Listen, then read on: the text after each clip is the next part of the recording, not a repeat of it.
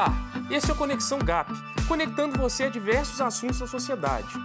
Com entrevistas, perguntas dos nossos internautas, dicas GAP e reflexão sobre temas atuais, que com certeza vão levar muito conhecimento para você. Não saia daí, pois o Conexão GAP já está no ar.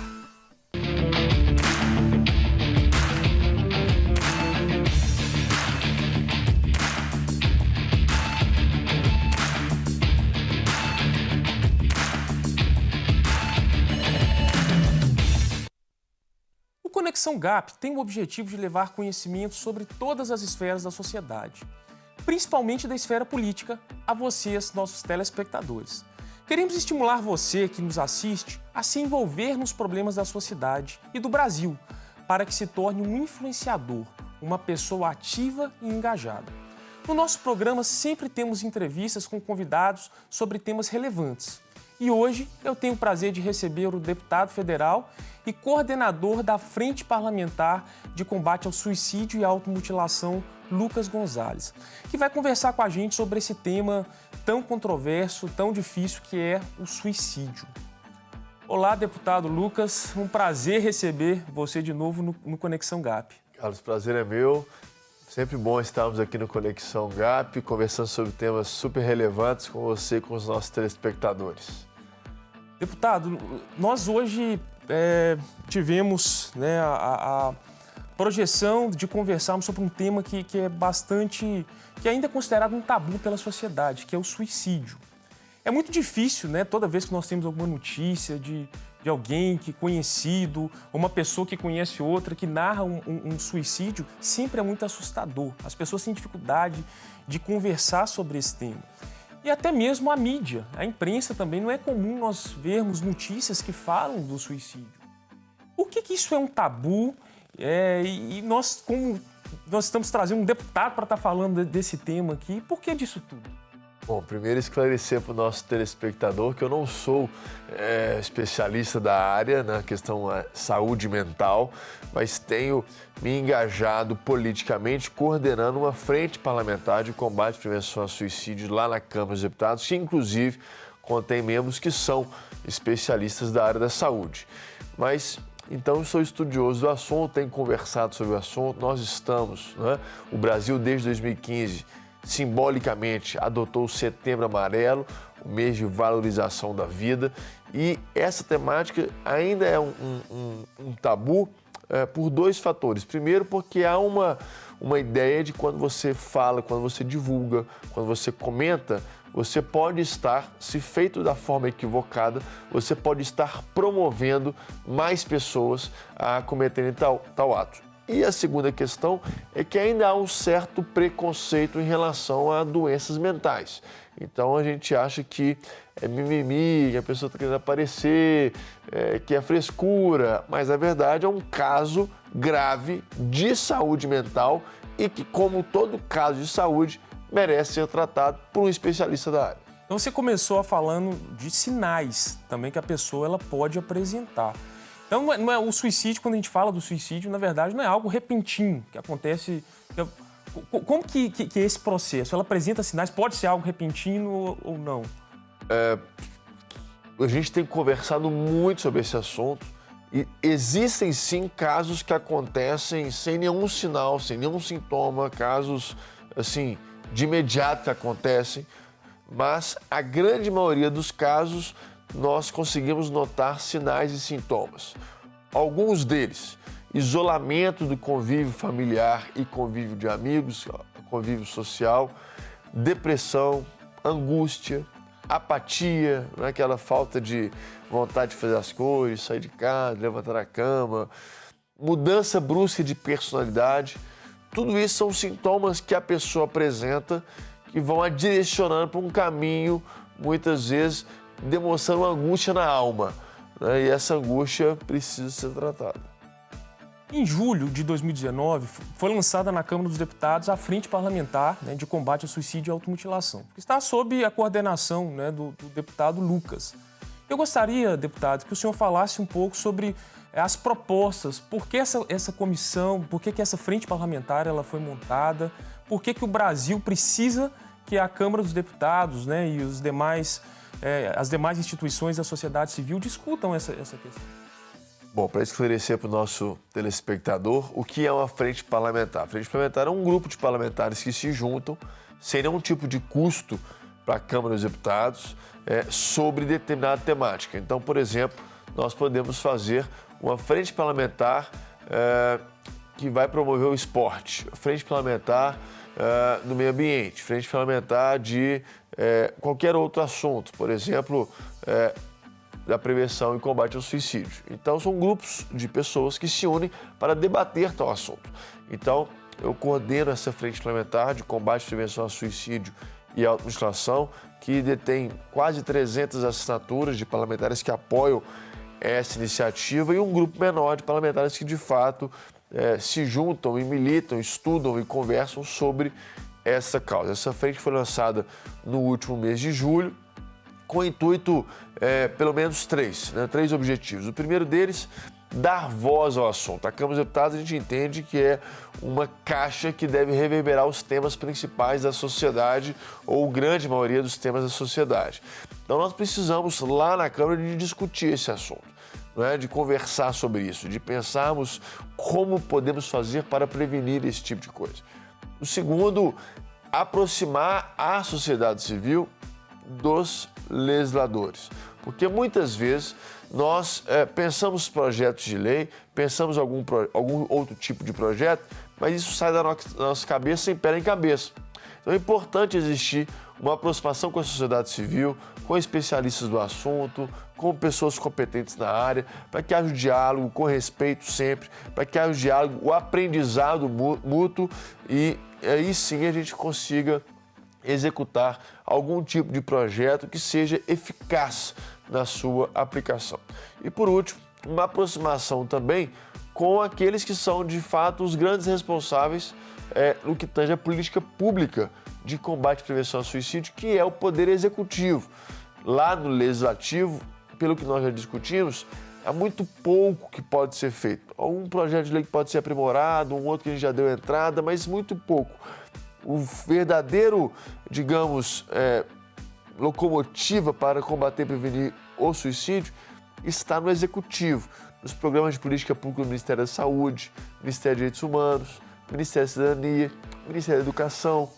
Então, a nós cabe fiscalizar essas políticas públicas, bem como trazer essa turma também para o diálogo junto com a sociedade civil, ou seja, um tripé de diálogo, legislativo, executivo, sociedade civil, para aprendermos mutuamente e aí pensarmos o que de melhor pode ser feito no nosso país para prevenir o suicídio. Um dado interessante, Carlos, publicado recentemente pela OMS, Organização Mundial da Saúde, diz que a cada 10 suicídios cometidos no mundo, 9 poderiam ser evitados. Então, nós precisamos ficar, 1, atentos aos sintomas. 2, entendermos que todos nós temos a oportunidade de militarmos nessa causa. Isso não é só do Estado, da política, do deputado, do ministro, do médico, não. Todos nós podemos ficar atentos a isso, E 3, estarmos também um pouquinho mais dispostos a enfrentar esse tabu sem que esse assunto seja um assunto velado. Pelo contrário, nós precisamos falar, olha, você que pensa em se matar, você que está angustiado, você que está, às vezes, apresentando esses sintomas, procure ajuda, converse. Vamos conversar sobre isso, porque essa é a principal prevenção. Então, a Frente Parlamentar, ela se propõe, é um grupo ali, de parlamentares, mas que discute o tema, chama a sociedade civil, especialistas, doutores, pessoas que estão estudando o tema, instituições que trabalham já há um longo tempo com esse tema, o executivo, e nessa frente são discutidas ações, então troca de experiências e propostas, que podem ser realmente viabilizadas para nós enfrentarmos esse problema no Brasil. Porque as pessoas talvez não tenham noção, deputado, do quanto que isso acomete. Você trouxe um dado aí de a cada 10 suicídios, 9 podem ser evitados. Isso é 90%. Então, por que só agora que nós descobrimos isso? E isso é algo que tem sido recorrente. Eu sei que não somente no Brasil, mas no mundo inteiro. Então, a Frente Parlamentar é é uma ação que foi tomada extremamente importante, né, para que esse tripé possa trabalhar, né, sociedade civil, poder executivo, poder legislativo, em prol da nossa sociedade. E é interessante, se me permite, a gente reparar que esse número tem crescido assustadoramente. No mundo, entre jovens de 14 e 29 anos, no mundo, já é a segunda causa morte de jovens e no Brasil a terceira, de 14 a 29 anos. E muitas vezes, como é um assunto silencioso, essa é uma realidade que pode estar mais próximo do que nós imaginamos. Quando a gente começa a conversar, quando a gente começa a ficar atento a esses sintomas, a gente começa a perceber que é uma realidade não distante, mas sim muito próxima a nós. Então, todos nós podemos sim nos engajarmos nessa causa. É a terceira maior causa de morte. É um dado alarmante, entre 14 a 29 anos. Essa seria a idade mais vulnerável ou nós não podemos falar que existe? Essa é a idade mais vulnerável. O jovem, especialistas apontam 4 motivos. O primeiro, um afastamento muito precoce e muito intenso do convívio familiar. Então ele perde aquela química com a família, aquele afeto da família, a fragilização da família colabora para esse tipo de doença mental. Segundo, e aí tem as drogas, aí tem uma vida completamente desarraigada da família. Segundo, a questão da educação. Impressionante, Carlos, que a gente tem dados de especialistas que levaram ao nosso debate que tivemos na Câmara no último dia 10 de setembro, que foi o Dia Mundial de Prevenção ao Suicídio, que mostra que alguns jovens, adolescentes, não sabem que praticar tais atos, tais meios, levam ao suicídio. Então, é uma questão também de educação, né? O terceiro é a falta de acesso, muitas vezes, à saúde mental. Então, a pessoa apresenta um sintoma, tem uma doença mental, mas não consegue acesso a especialistas, a pessoas competentes. Também é um fator. E, por último, o fator técnico, falando tecnicamente, a perspectiva profissional. O jovem não consegue se ver no futuro. Não é? Nós que somos cristãos também acreditamos no quinto fator, que é um fator espiritual, né?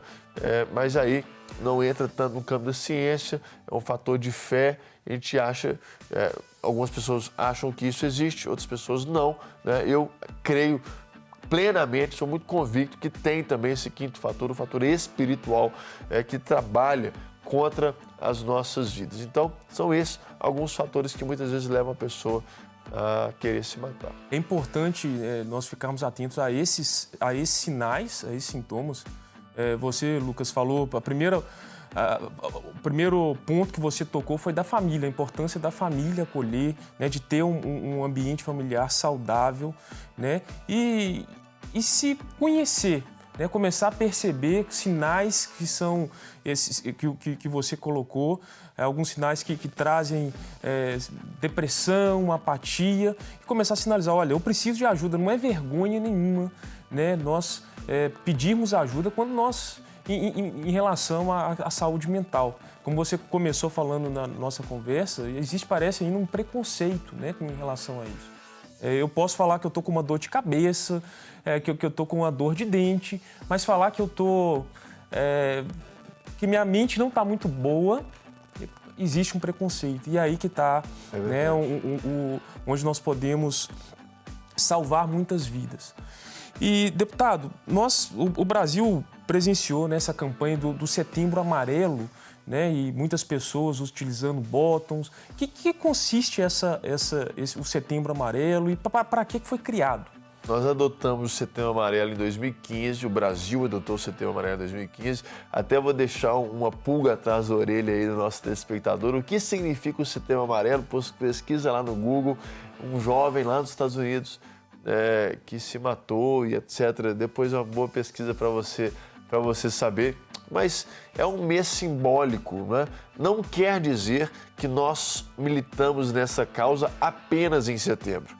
Quer dizer, sim, que em setembro nos faz lembrar a responsabilidade que temos durante todo o ano, né?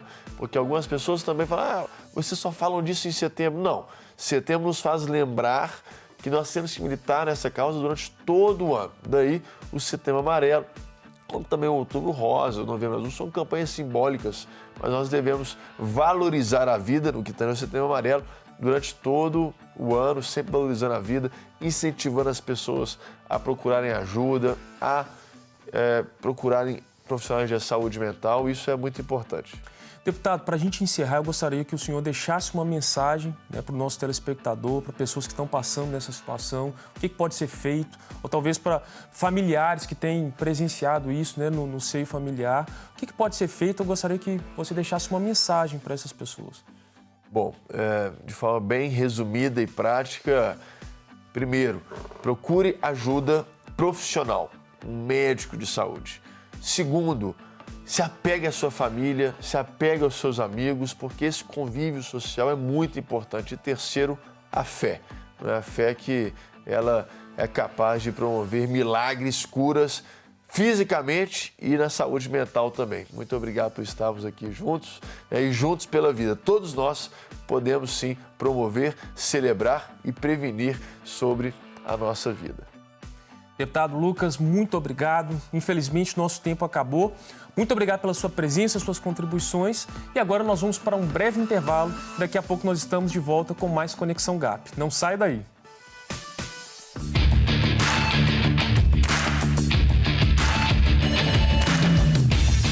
Estamos de volta com Conexão GAP, programa que tem o objetivo de levar conhecimento sobre todas as esferas da sociedade, principalmente da esfera política, a vocês, nossos telespectadores.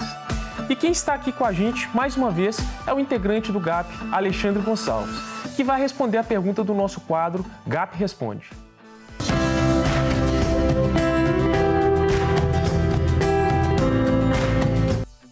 Alexandre, seja bem-vindo novamente ao Conexão GAP. Prazer, Carlos. E qual é a pergunta de hoje do nosso telespectador? Olá, é um prazer estar novamente com vocês. A nossa pergunta de hoje vem daqui mesmo de Minas Gerais e quem mandou foi o Cassiano Rodrigues, da cidade de Raposos. O Cassiano pergunta: um cristão pode entrar na justiça contra outro cristão? Bem, Cassiano, no capítulo 6 do livro de 1 aos Coríntios, Paulo tratará especificamente sobre litígios entre irmãos, incentivando a autocomposição em conflitos envolvendo crentes.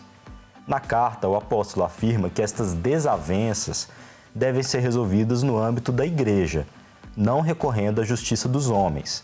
Entretanto, devido à complexidade do sistema jurídico e social atual, isso não significa que seja pecado você ajuizar uma ação contra outro crente, justamente porque buscar a justiça também é uma orientação bíblica. Significa, portanto, que se a questão pode ser resolvida no âmbito da conciliação entre os eleitos, esta deverá ser preferencialmente feita. Então é isso, Cassiano. Espero que tenha respondido a sua pergunta. E você também, que quer participar do GAP Responde, é muito fácil. É só seguir o nosso perfil no Instagram, @gap.unec, e enviar um direct pra gente com a sua pergunta, acompanhada da hashtag GAP Responde. Até mais.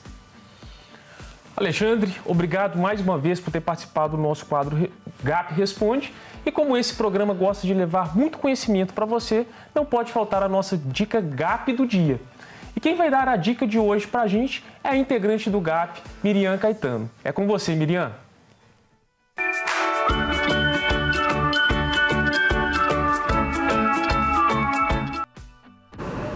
Olá, pessoal! Bem-vindos ao Dica GAP da semana. Este espaço que traz para você diversas dicas de livros, cursos, palestras, músicas, filmes e muito mais.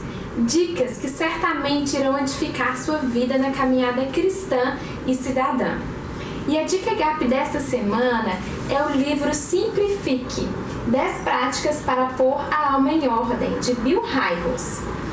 O autor de best-sellers Bill Hybels fala a partir de experiência própria. Simplificar é possível. Neste livro revolucionário, ele compartilha seu chamado para o despertamento quando se reconhece escravo de sua agenda e conta como precisou fazer uma pausa, realinhar suas prioridades e fazer mudanças antes que fosse tarde demais. Por meio de 10 ações fundamentais, Bill revela ferramentas práticas marcantes que o ajudaram a estabelecer uma vida focada, simplificada e recompensadora, e a manter tudo isso por um longo período de tempo. Não perca essa oportunidade. Leia este livro e simplifique. Repetindo então, a dica GAP dessa semana é o livro Simplifique 10 Práticas para Pôr a Alma em Ordem, de Bill Hybels. Espero que você seja edificado com este livro. Até mais! Valeu, Miriam. Muito obrigado pela participação e pela excelente dica. E agora eu quero fazer uma reflexão sobre a passagem bíblica de Mateus 11, 28 a 30, que diz assim: Vinde a mim, todos que estáis cansados e oprimidos, e eu vos aliviarei. Tomai sobre vós o meu jugo e aprendei de mim, que sou manso e humilde de coração, e encontrareis descanso para as vossas almas. Porque o meu jugo é suave e o meu fardo é leve. Eu não sei como você está e nem como tem passado os seus últimos dias. Talvez o desespero tenha sido o seu maior companheiro.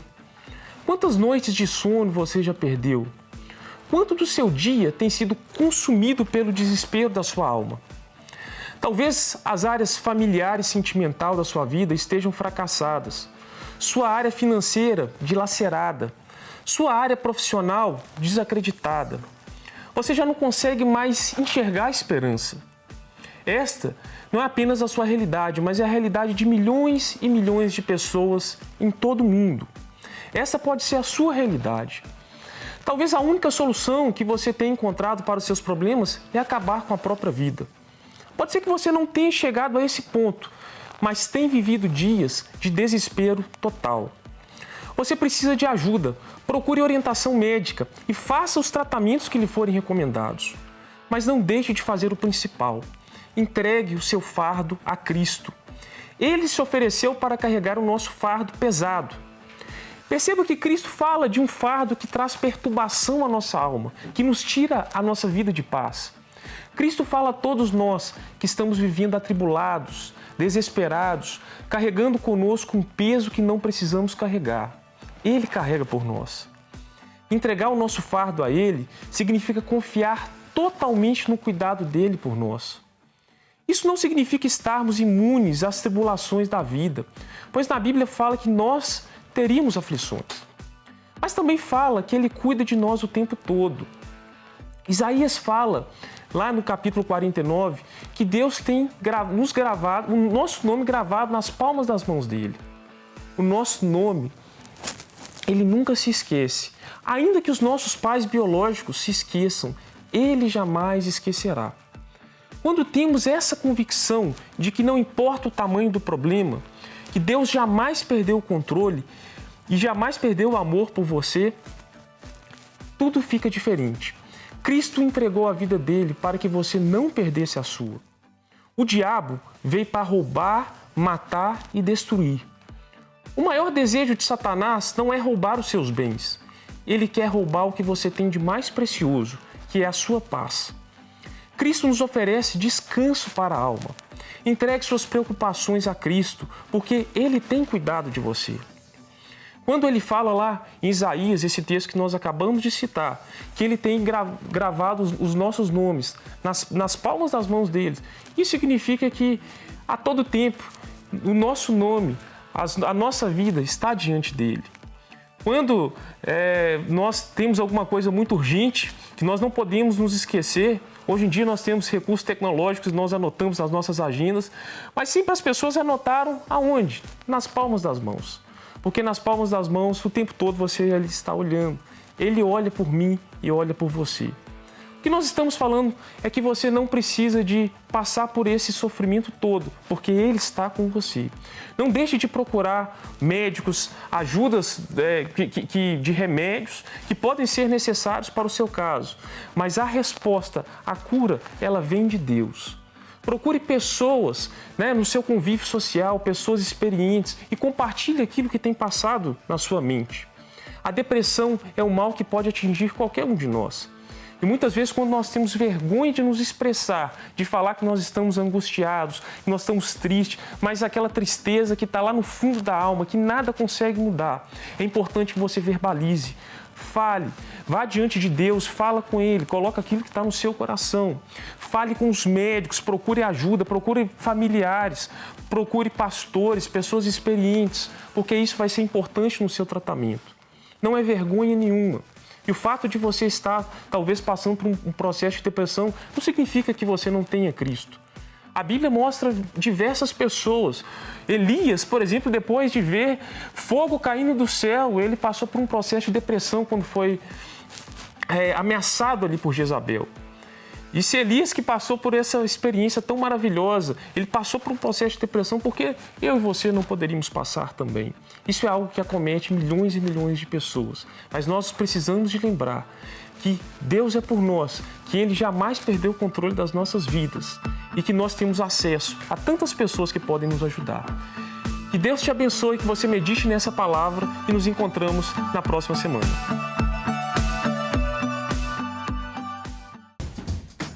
Não quer ficar um segundo por fora da nossa programação? Agora você pode nos acompanhar através das plataformas digitais. Não perca tempo, acesse, curta e siga-nos. Fique por dentro de tudo o que acontece por aqui. Rede Super, inspirando você.